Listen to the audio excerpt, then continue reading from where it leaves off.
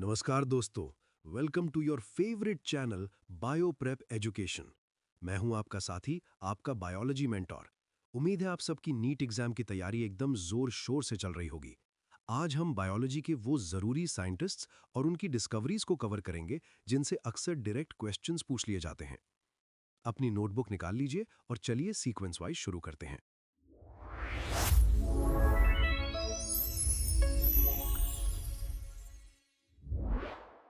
1. Ernst मायर। सबसे पहले बात करते हैं अर्नस्ट मायर की। इन्हें Darwin of the 20th century कहा जाता है। जैसे 19th सेंचुरी में डार्विन का दबदबा था, वैसे ही 20th सेंचुरी में इनका रहा। Triple crown of biology. बच्चों, इन्हें बायोलॉजी के 3 सबसे बड़े अवार्ड्स मिले थे, इसलिए इसे ट्रिपल क्राउन कहते हैं। अलेक्जेंडर अगेसिस प्रोफेसर, ये इनकी एक बहुत ही प्रेस्टिजियस टाइटल या पोजीशन थी जूलॉजी में। बायोलॉजिकल कॉन्सेप्ट ऑफ स्पीशीज, ये सबसे इंपॉर्टेंट पॉइंट है। इन्होंने ही बताया था कि स्पीशीज असल में क्या होती है, यानी वो ऑर्गेनिजम्स जो आपस में नेचुरली इंटरब्रीड कर सकें। 2. कैरोलस लिनियस या कार्ल वॉन लिन। अब आते हैं टैक्सोनॉमी के सबसे बड़े नाम पर। इन्हें फादर ऑफ टैक्सोनॉमी कहा जाता है। बाइनोमियल नोमेनक्लेचर, इन्होंने ही हमें वो सिस्टम दिया जिससे हम ऑर्गेनिजम्स के 2 नेम्स रखते हैं, जैसे होमो सेपियंस। 2 किंगडम क्लासिफिकेशन, इन्होंने पूरी दुनिया के लिविंग बींग्स को सिर्फ 2 हिस्सों में बांटा था, प्लांटे और एनिमैलिया। आर्टिफिशियल सिस्टम ऑफ क्लासिफिकेशन, इनका क्लासिफिकेशन सिर्फ बाहरी बनावट यानी मॉर्फोलॉजी पर बेस्ड था, जैसे कि floral characters. Publication title Systema नेचुरे, ये इनकी मशहूर बुक का नाम है। इस नाम को रट लीजिए क्योंकि एग्जाम में ये डायरेक्टली पूछा जाता है। 3. एरिस्टोटल, इन्हें तो आप बायोलॉजी का ग्रैंडफादर मान लीजिए, father of biology and zoology. Aristotle ने ही सबसे पहले एनिमल्स और लाइफ को इतनी गहराई से ऑब्जर्व किया, इसलिए इन्हें दोनों फील्ड्स का फादर माना जाता है। साइंटिफिक बेसिस ऑफ क्लासिफिकेशन, इनसे पहले लोग क्लासिफिकेशन बस रैंडम तरीके से करते थे, लेकिन एरिस्टोटल ने सबसे पहले एक साइंटिफिक अप्रोच लगाई, जैसे प्लांट्स को ट्रीज, श्रब्स और हर्ब्स में डिवाइड करना। 4. थियोफ्रास्टस, और इस स्लाइड पर हमारे आखिरी साइंटिस्ट हैं थियोफ्रास्टस, फादर ऑफ बॉटनी। अगर एरिस्टोटल ने एनिमल्स पर काम किया तो उनके स्टूडेंट थियोफ्रास्टस ने प्लांट्स पर महारत हासिल की। इन्होंने सैकड़ों प्लांट्स का डिस्क्रिप्शन दिया, इसलिए इन्हें फादर ऑफ बॉटनी कहा जाता है। 5. आर.एच. विटेकर। चलिए अब बात करते हैं मॉडर्न क्लासिफिकेशन के हीरो की, 5 किंगडम सिस्टम ऑफ क्लासिफिकेशन। बच्चों, इन्होंने ही 1969 में पूरी दुनिया को 5 किंगडम्स में बांटा था, मोनेरा, प्रोटिस्टा, फंगाई, प्लांटे और एनिमैलिया। 1969, ये साल याद रखना बहुत जरूरी है, डायरेक्ट एमसीक्यू आता है। 6. कार्ल वूज, इन्होंने क्लासिफिकेशन को एक स्टेप और आगे बढ़ाया, 3 डोमेन्स एंड 6 किंगडम क्लासिफिकेशन। इन्होंने बताया कि लाइफ को 3 मेन डोमेन्स में बांटा जा सकता है, जिससे टोटल 6 किंगडम्स बन जाते हैं। 7. डी.जे. आइवानोस्की, अब एंट्री होती है वायरस की दुनिया में। टोबैको मोज़ैक डिजीज, 1892 में इन्होंने बताया कि टोबैको के पत्तों में होने वाली बीमारी एक बहुत ही छोटे माइक्रोब से होती है, स्मॉलर देन बैक्टीरिया।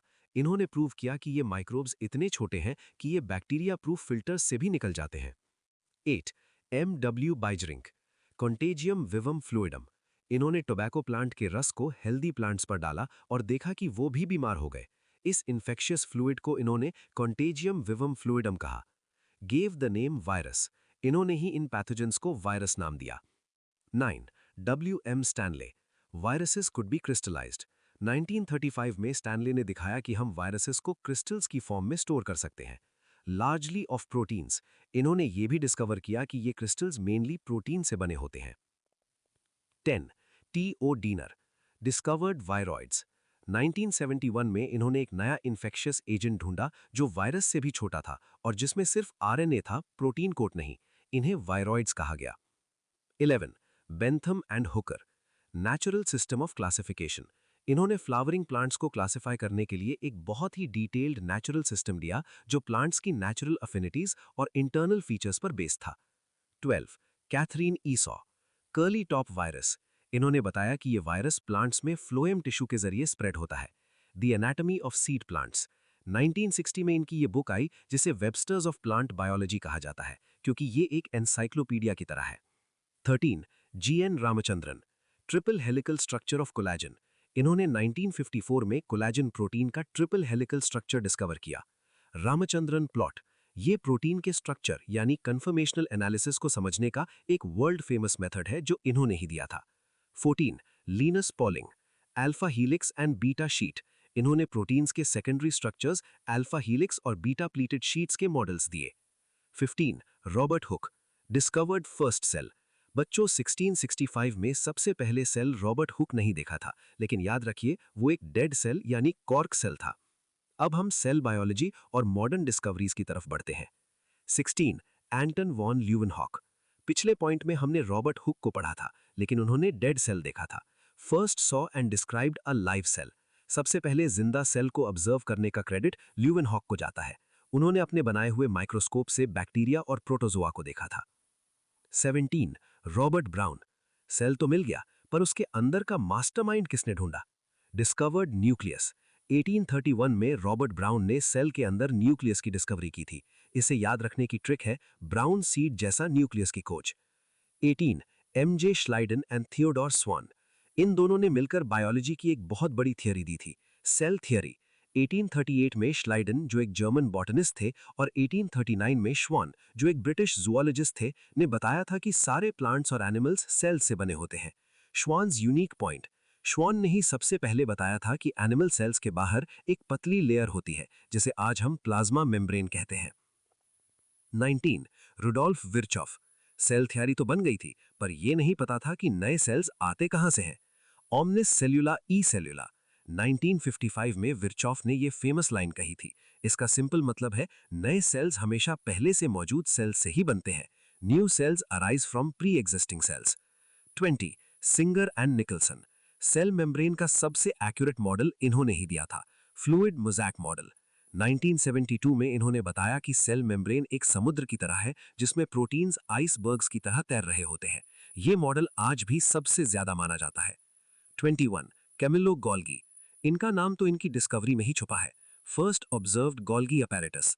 1898 में इन्होंने न्यूक्लियस के पास एक जाली जैसा स्ट्रक्चर यानी डेंस रेटिकुलर स्ट्रक्चर देखा, जिसे बाद में गोल्गी बॉडीज कहा गया। 22 जॉर्ज पैलेट। इन्हें सेल बायोलॉजी का एक और बड़ा नाम माना जाता है, डिस्कवर्ड राइबोसोम्स। 1953 में इलेक्ट्रॉन माइक्रोस्कोप की मदद से इन्होंने बहुत छोटे छोटे ग्रैन्यूल्स देखे जो प्रोटीन फैक्ट्री होते हैं, यानी ribosomes. Summary revision for exams. Scientist, की discovery, quick memory tip. Leeuwenhoek, live cell, L for live, L for Leeuwenhoek. Robert Brown, nucleus, nucleus is like a brown nut. Virchow, pre-existing cells, V for Virchow, V for victory of cell division. Pallid, ribosomes, pallid particles equals ribosomes. 23 Robert brown 1831। सबसे पहले हम बात करते हैं Robert brown की। देखिए slide पर पहला नाम। इनका सबसे बड़ा कंट्रीब्यूशन क्या था? Discovered nucleus. याद रखिएगा, सेल के अंदर जो सबसे प्रोमिनेंट स्ट्रक्चर होता है न्यूक्लियस, उसकी खोज रॉबर्ट ब्राउन ने की थी। और ईयर क्या था? ईयर था 1831। ये डेट बहुत इंपॉर्टेंट है students, often match the following questions में आती है। So Robert Brown discovered the nucleus in 1831। 24 Fleming. आगे बढ़ते हैं नेक्स्ट साइंटिस्ट की तरफ, जो है फ्लेमिंग।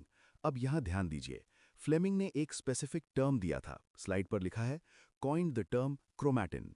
जब हम न्यूक्लियस को स्टडी करते हैं तो उसमें जो थ्रेड लाइक स्टेन्ड मटेरियल दिखता है, उसे इन्होंने क्रोमैटिन नाम दिया था। इनका ईयर यहां मेंशन नहीं है, बट आपको बस इनका नाम और क्रोमैटिन टर्म का कनेक्शन याद रखना है। 25 मेल्विन कैल्विन 1961। अब आते हैं सबसे इंपॉर्टेंट पार्ट पर, मेल्विन कैल्विन। इस सेक्शन से सबसे ज्यादा सवाल बनते हैं, ध्यान से सुनिए। इन्होंने प्रपोज किया कैल्विन साइकिल, लेकिन यह हुआ कैसे? मेल्विन कैल्विन में अपने साथी जे.ए. बैशम के साथ मिलकर ग्रीन प्लांट्स में फोटोसिंथेसिस की रिएक्शन को स्टडी किया। उन्होंने ये देखा कि प्लांट्स कैसे रॉ मटेरियल्स जैसे carbon dioxide CO2, water H2O और मिनरल्स को यूज करके शुगर बनाते हैं। इस एक्सपेरिमेंट की सबसे खास बात क्या थी? उन्होंने रेडियो एक्टिव कार्बन C14 का यूज किया था, ताकि वो कार्बन के रास्ते को ट्रेस कर सकें। एक्सपेरिमेंट किस पर किया गया? क्लोरेला एल्गी पर। यह क्वेश्चन बहुत बार आता है एग्जाम में, रिमेंबर इट वाज क्लोरेला। और उन्हें क्या मिला? उन्होंने डिस्कवर किया कि कार्बन डाइऑक्साइड CO2 फिक्सेशन के बाद जो पहला प्रोडक्ट बनता है, वो एक 3 कार्बन वाला ऑर्गेनिक एसिड है, जिसे हम 3PGA यानी 3 फॉस्फोग्लिसरिक एसिड कहते हैं। इसी ग्राउंड ब्रेकिंग काम के लिए उन्हें 1961 में नोबेल प्राइज भी मिला था, इसीलिए यहाँ ईयर 1961 मेंशन किया गया है। 26 जूलियस वॉन सैक्स 1854। और फाइनली हम बात करेंगे जूलियस वॉन सैक्स की, ईयर है 1854। इनके 3 मेजर पॉइंट्स आपको याद रखने हैं। डिस्कवर्ड हाइड्रोपोनिक्स टेक्निक, इन्होंने बताया कि प्लांट्स को बिना मिट्टी यानी सॉइल के सिर्फ न्यूट्रिएंट सॉल्यूशन में भी ग्रो किया जा सकता है। एविडेंस फॉर ग्लूकोज, इन्होंने एविडेंस दिया कि जब प्लांट्स ग्रो करते हैं तो वो ग्लूकोज प्रोड्यूस करते हैं। क्लोरोफिल लोकेशन, इन्होंने ही बताया कि जो ग्रीन सब्सटेंस है यानी क्लोरोफिल, वो सेल के अंदर स्पेशल बॉडीज जिसे हम आज क्लोरोप्लास्ट कहते हैं उसके अंदर लोकेटेड होता है। 27 जोसेफ प्रीस्टली 1770। सबसे पहला नाम है जोसेफ प्रीस्टली, इनका ईयर याद रखिएगा 1770। प्रीस्टली ने एक बहुत फेमस सीरीज ऑफ एक्सपेरिमेंट्स किए थे बेल जार के साथ। स्लाइड पर देखिए, उनका मेन कंक्लूजन क्या था। उन्होंने बताया कि essential role of air in the growth of green plants, मतलब प्लांट्स की ग्रोथ के लिए हवा का होना जरूरी है। उन्होंने एक हाइपोथेसिस दी थी जो नीचे लिखी है, plants restore to the air whatever breathing animals and burning candles remove. इसका मतलब सिंपल है, अगर एक बंद कमरे में एक मोमबत्ती जल रही है या कोई जानवर सांस ले रहा है तो वो हवा को डैमेज करते हैं, लेकिन प्लांट्स उस हवा को वापस रिस्टोर या साफ कर देते हैं। एक और मोस्ट इंपॉर्टेंट पॉइंट जो यहाँ नोट करना है, हालांकि उन्होंने ये एक्सपेरिमेंट 1770 में शुरू किए थे, लेकिन ऑक्सीजन की डिस्कवरी उन्होंने 1774 में की थी, so don't get confused with the dates. 28 Jan Ingenhousz. Priestley के बाद आए जैन इनहिंसहाउस। उन्होंने प्रीस्टली के ही एक्सपेरिमेंट को आगे बढ़ाया, लेकिन एक ट्विस्ट के साथ। उन्होंने शो किया कि प्लांट्स ये एयर रिस्टोर करने वाला काम हर वक्त नहीं करते। Sunlight is essential. उन्होंने बताया कि ये प्रोसेस सिर्फ धूप यानी सनलाइट में होती है। और दूसरा पॉइंट, सिर्फ प्लांट्स के ग्रीन पार्ट्स ही ऑक्सीजन रिलीज करते हैं, तो इनहिंसहाउस ने 2 चीजें क्लियर कर दी, सनलाइट और ग्रीन पार्ट्स। 29 टी.डब्ल्यू. एंगलमैन। नेक्स्ट है टी.डब्ल्यू. एंगलमैन। ये एक्सपेरिमेंट बहुत इंटरेस्टिंग था। उन्होंने लाइट को स्प्लिट करने के लिए एक प्रिज्म का यूज किया। जब लाइट प्रिज्म से गुजरी तो वो अपने कलर्स VIBGYOR में बट गई। उन्होंने क्लैडोफोरा, जो एक ग्रीन एल्गा है, और एरोबिक बैक्टीरिया का यूज किया। बैक्टीरियाज वहां जाके जमा हो गए जहां ऑक्सीजन सबसे ज्यादा निकल रही थी, और वो रीजन्स कौन से थे? ब्लू और रेड लाइट वाले। इस तरह एंगलमैन ने हमें first action spectrum of photosynthesis दिया। ये डायरेक्ट क्वेश्चन आता है कि फर्स्ट एक्शन स्पेक्ट्रम किसने दिया? Answer is T W. Engelmann. 30 Cornelius van Niel. अब आते हैं कॉर्नेलियस वैन नील पर। ये एक माइक्रोबायोलॉजिस्ट थे। उन्होंने प्लांट्स पर नहीं बल्कि पर्पल और ग्रीन बैक्टीरिया पर स्टडी किया। इनका सबसे बड़ा कंट्रीब्यूशन ये प्रूफ था कि फोटोसिंथेसिस में जो ऑक्सीजन निकलती है वो वाटर H2O से आती है, ना कि कार्बन डाइऑक्साइड CO2 से। याद रखना मित्रों, ऑक्सीजन यानी हवा कहाँ से निकलती है? पानी से। उन्होंने क्लियर किया कि हाइड्रोजन डोनर वाटर H2O होता है ग्रीन प्लांट्स में। ये कॉन्सेप्ट फोटोसिंथेसिस की इक्वेशन समझने के लिए माइलस्टोन साबित हुआ। 31 हैच एंड स्लैक। और लास्ट में स्लाइड पर नाम है हैच एंड स्लैक का। इन्होंने C4 पाथवे डिस्कवर किया था। जैसे हम कैल्विन साइकिल को C3 साइकिल कहते हैं, वैसे ही कुछ प्लांट्स में एक स्पेशल पाथवे होता है जिसे C4 कहते हैं। इसकी डिटेल हम अगले चैप्टर्स में पढ़ेंगे, बस अभी के लिए साइंटिस्ट का नाम याद रखिए। 32 ब्लैकमैन 1905। सबसे पहले साइंटिस्ट हैं ब्लैकमैन, ईयर है 1905। इन्होंने दिया था लॉ ऑफ लिमिटिंग फैक्टर्स। जब हम फोटोसिंथेसिस पढ़ते हैं तो ये लॉ बताता है कि प्रोसेस की स्पीड उस फैक्टर पर डिपेंड करती है जो सबसे कम मात्रा यानी क्वांटिटी में अवेलेबल हो। टीचर्स नोट, स्लाइड पर ब्रैकेट में 10% लॉ लिखा है जो यूजुअली लिंडमैन के एनर्जी फ्लो के लिए यूज होता है, पर ब्लैकमैन के कॉन्टेक्स्ट में आपको लिमिटिंग फैक्टर्स पर ही फोकस करना है। 33 एम्डन, मेयरहॉफ एंड पार्नस। नेक्स्ट हमारे पास 3 साइंटिस्ट्स का ग्रुप है, एम्डन, मेयरहॉफ एंड पार्नस। आपने ग्लाइकोलिसिस का नाम तो सुना ही होगा, ग्लूकोज का ब्रेकडाउन। इस पूरे प्रोसेस का स्टेप बाय स्टेप मैकेनिज्म इन्होंने ही एक्सप्लेन किया था। इसीलिए ग्लाइकोलिसिस को हम इन 3 साइंटिस्ट्स के नाम पर EMP पाथवे भी कहते हैं। ये ऑल्टरनेट नाम याद रखना, एग्जाम में EMP पाथवे ही लिख कर आता है। 34 हैंस क्रेब्स। तीसरा नाम है हैंस क्रेब्स। इनका कंट्रीब्यूशन तो लेजेंडरी है। इन्होंने डिस्कवर किया क्रेब्स साइकिल, जिसे हम CTA साइकिल या सिट्रिक एसिड साइकिल भी कहते हैं। ये सेल के माइटोकॉन्ड्रिया में होता है और एनर्जी प्रोडक्शन के लिए रिस्पॉन्सिबल है। 35 Charles Darwin and Francis Darwin. अब हम एंटर कर रहे हैं प्लांट हार्मोन्स के सेक्शन में। यहाँ देखिए, फादर और सन की जोड़ी, Charles Darwin and Francis Darwin, इन्होंने एक बहुत इंटरेस्टिंग ऑब्जर्वेशन किया था। उन्होंने देखा कि कनेरी ग्रास के जो कोलियोप्टाइल्स हैं वो लाइट की तरफ बेंड हो जाते हैं। इस फिनोमिनन को हम फोटोट्रॉपिज्म कहते हैं। ये ऑक्सिन हार्मोन की डिस्कवरी की पहली नींव यानी फाउंडेशन थी। 36 एफ.डब्ल्यू. वेंट। डार्विन की ऑब्जर्वेशन को आगे बढ़ाया एफ.डब्ल्यू. वेंट ने। उन्होंने फाइनली उस केमिकल को आइसोलेट किया जो बेंडिंग के लिए रिस्पॉन्सिबल था। उन्होंने ओट सीडलिंग्स यानी जई के पौधे के टिप से ऑक्सिन को अलग किया। So credit for isolation of auxin goes to F W. Went. 37 E Kurosawa 1926। Next है ई कुरोसावा, ईयर 1926। इनका डिस्कवरी रिलेटेड है एक बीमारी से, बकाने या फूलिश सीडलिंग डिजीज, जो राइस में होती थी। उन्होंने आइडेंटिफाई किया कि ये बीमारी एक फंगस जिब्रेला फुजिकुराई की वजह से है और वहां से उन्होंने जिब्रेलिक एसिड को डिस्कवर किया। 38 मिलर एटॉल 1955। अगला नाम है मिलर और उनके साथियों यानी एटॉल का, ईयर 1955। इन्होंने डिस्कवर किया साइटोकाइनिन। ये सेल डिवीजन प्रमोट करने वाला हार्मोन है। इन्होंने इसे हेरिंग फिश के स्पर्म डीएनए से आइसोलेट किया था और काइनेटिन नाम दिया था। 39 एच कजिन्स 1910। स्लाइड के लास्ट रो में है एच कजिन्स, ईयर 1910। इन्होंने कंफर्म किया एक गैशियस हार्मोन की एग्जिस्टेंस को। उन्होंने पाया कि पके हुए ऑरेंजेस से एक गैस निकलती है जो पास रखे कच्चे केलों यानी बनानास को भी पका देती है। ये गैस थी ethylene. So cousins discovered ethylene as a fruit ripening hormone. अब आते हैं नेक्स्ट स्लाइड पर। 40 अल्फोंसो कॉर्टी। यहाँ एक ही साइंटिस्ट का नाम है, अल्फोंसो कॉर्टी। इनके नाम से ही जुड़ा है ऑर्गन ऑफ कॉर्टी। उन्होंने एक पेपर पब्लिश किया था जिसमें उन्होंने कॉक्लिया यानी इनर ईयर के बैसिलर मेम्ब्रेन पर एक स्ट्रक्चर डिस्क्राइब किया था। इस स्ट्रक्चर में हेयर सेल्स होते हैं जो साउंड वाइब्रेशंस को नर्व इम्पल्सेस में कन्वर्ट करते हैं। बेसिकली हम जो सुन पाते हैं वो इसी ऑर्गन ऑफ कॉर्टी की वजह से है।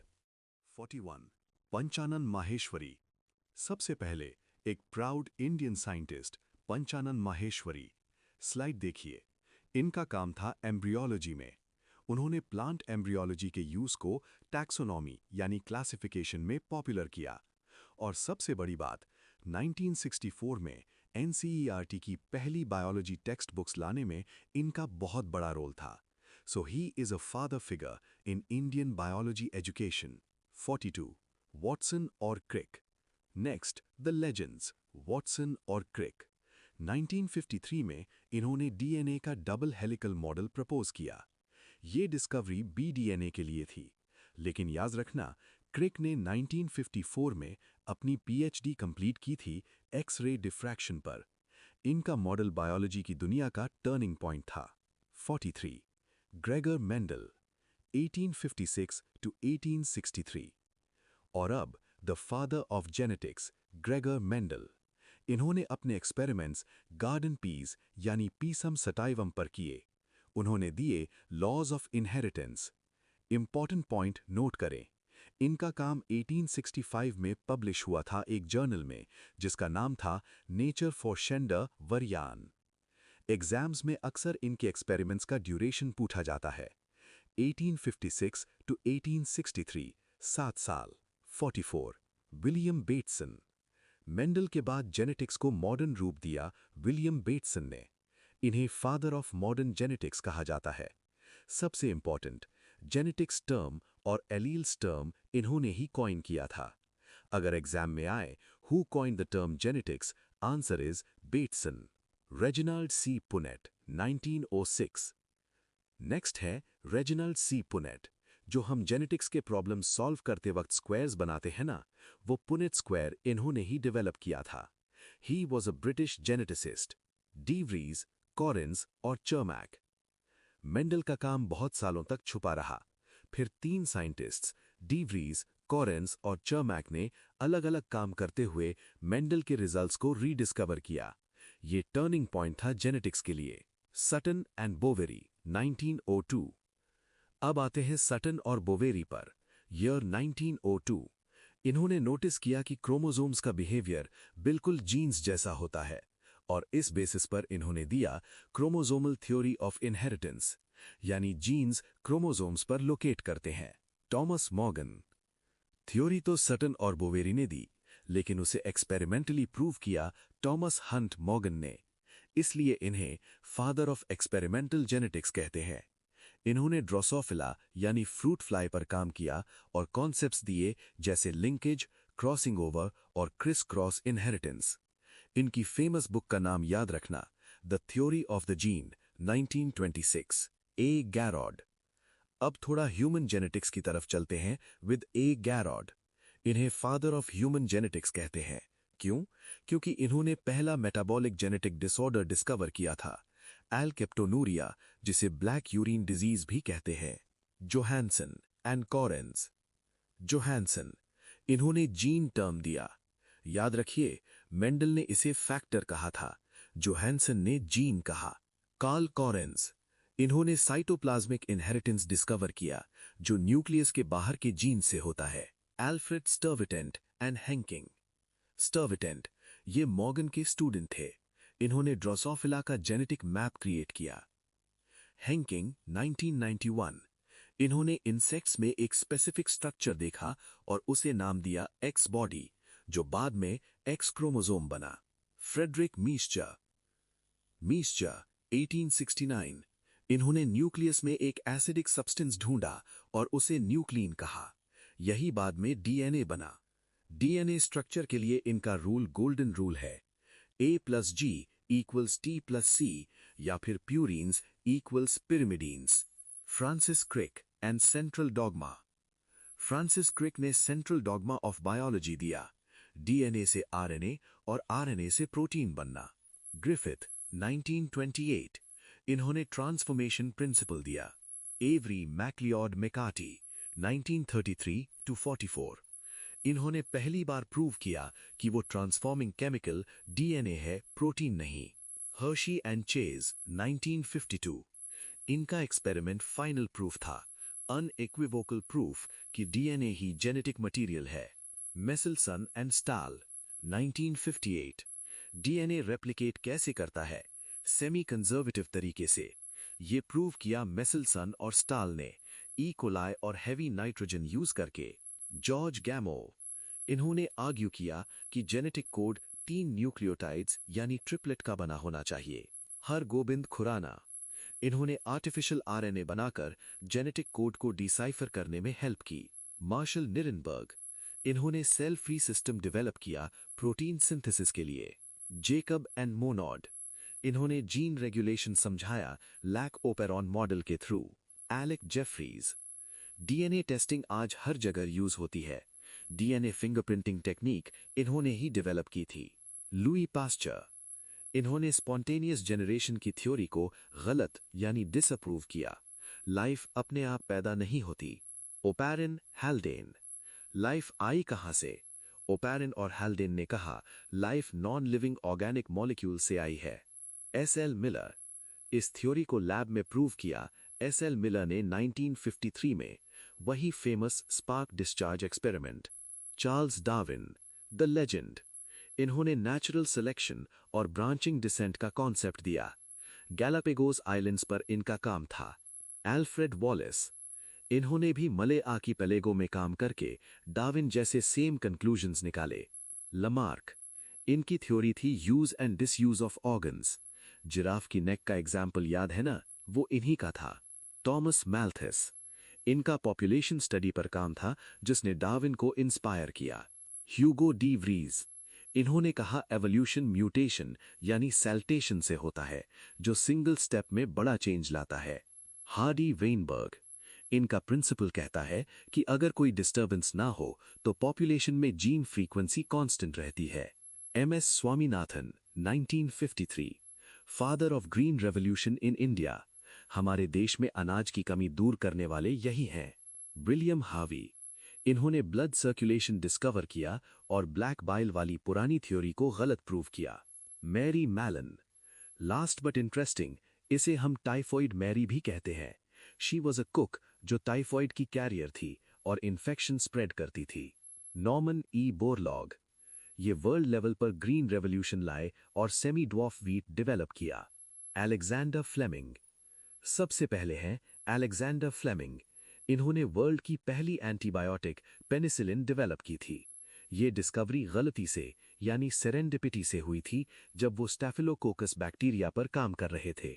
याद रखना, मोल्ड का नाम पेनिसिलियम नोटैटम था। Ernst Chain and Harvard Florey. Fleming ने डिस्कवरी तो कर दी, पर पेनिसिलिन को एक इफेक्टिव मेडिसिन के रूप में एस्टैब्लिश किया अर्न्स्ट चेन और हार्वर्ड फ्लोरी ने। वर्ल्ड वॉर II में घायल सोल्जर्स को ट्रीट करने में इसका ह्यूज रोल था। इसके लिए 1945 में इन्हें नोबेल प्राइज मिला। Herbert Boyer and Stanley Cohen 1972। अब आते हैं बायोटेक्नोलॉजी के फाउंडर्स पर। हर्बर्ट बॉयर ने ई कोलाई बैक्टीरिया में रिस्ट्रिक्शन एंजाइम्स को स्टडी किया और स्टैनली कोहन ने एक मेथड डेवलप किया प्लाज्मिड्स को निकालने और इंसर्ट करने का। इन दोनों ने मिलकर 1972 में फर्स्ट रिकॉम्बिनेंट डीएनए यानी आरडीएनए बनाया। ये मॉडर्न बायोटेक की शुरुआत थी। Ramdev Mishra 1937। Proud moment for India. Ramdev Mishra ji को father of ecology in India कहा जाता है। इन्हीं की कोशिशों से इंडिया में ministry of environment and forests 1984 की स्थापना हुई। एग्जाम में अगर इंडियन इकोलॉजी का क्वेश्चन आए तो Ramdev Mishra is the answer.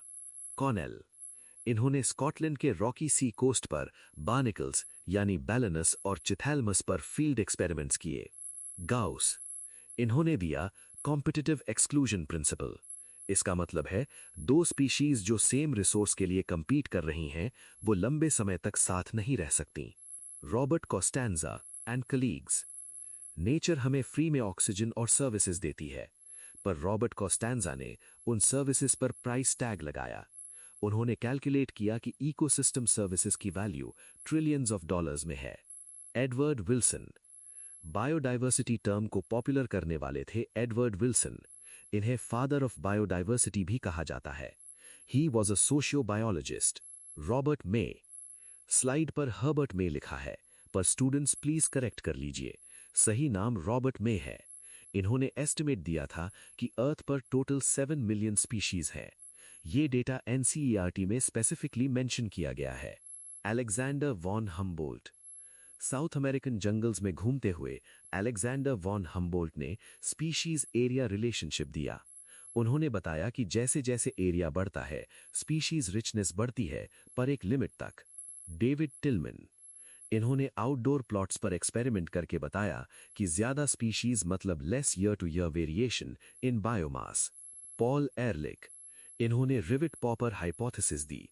जैसे प्लेन के रिविट्स यानी पेच निकलने से प्लेन क्रैश हो सकता है, वैसे ही स्पीशीज एक्सटिंक्ट होने से इकोसिस्टम कोलैप्स हो सकता है। 93 अर्न्स्ट हेकल।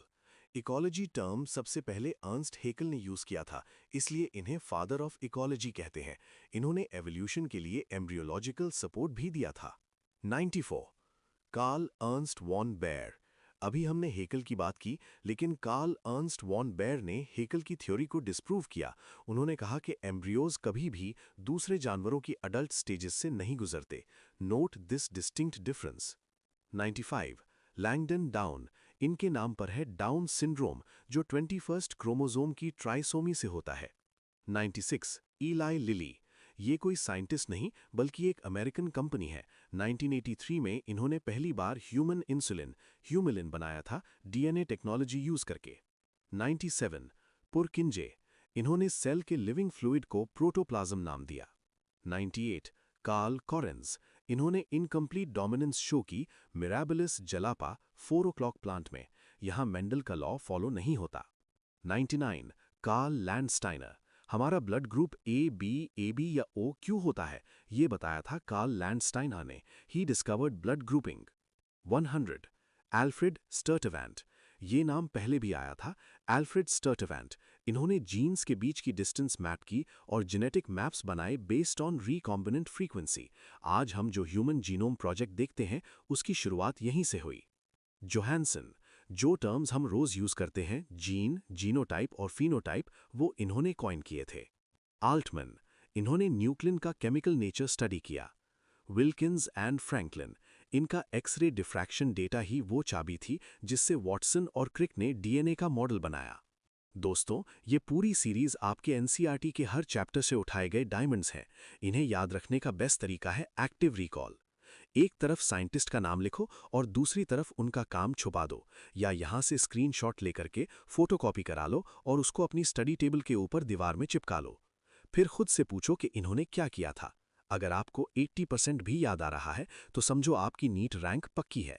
आपको जो भी टॉपिक हार्ड लगता है उसका नाम कमेंट में लिखो, मैं आपके लिए बेहतरीन तरीका निकालूंगा और उस टॉपिक का वीडियो अपलोड करूंगा। दोस्तों, एनसीईआरटी बायोलॉजी बुक को चुटकियों में आसान बनाता हूं मैं। ऐसे ही कॉन्सेप्ट्स को इजी वे में सिंपल करके सीखने के लिए चैनल को सब्सक्राइब करना मत भूलना और अपने फ्रेंड्स को भी खूब शेयर करना। मैं फिर मिलूंगा एक और बेहतरीन टॉपिक के साथ। तब तक के लिए bye bye, take care, keep learning. धन्यवाद।